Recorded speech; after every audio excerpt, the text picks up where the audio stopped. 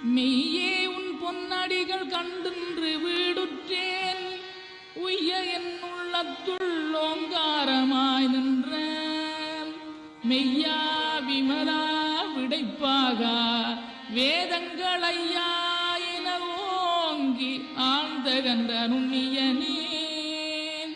வெய்யாய் தனியாய் இயமான நாம் விமலாம்